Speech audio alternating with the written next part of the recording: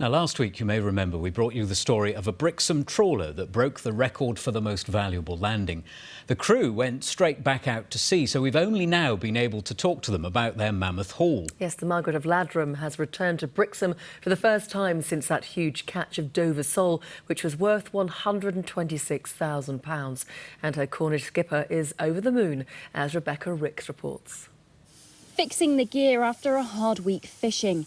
This time last week, the crew of the Margaret of Ladram were at sea when they had some good news. We landed 182 boxes of Dover sole, which is the most we've ever landed.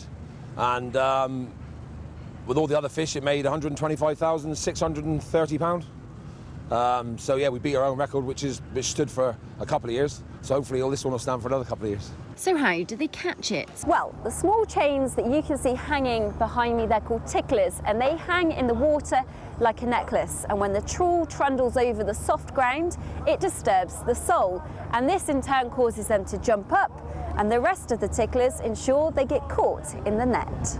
The second day I thought, well, it's going to tail off, and it didn't. And then the third day I thought, well, it's going to tail off again, but it still didn't. Fourth day we was expecting it to start dropping away, but it didn't. And it just the fishing seemed to stay on and on and on. For skipper Adam, this followed another unforgettable experience. Yeah, just coming back from Japan, watching my son play for England, which was epic. And yeah, to come back and to do that was great, yeah, it was great. What fishermen can catch is heavily regulated with quotas. If they don't catch enough, they'll lose it. Too much and they'll be fined. It's all to ensure fishing remains sustainable. Our trawls, we've increased the size of mesh so all the juvenile fish can swim out.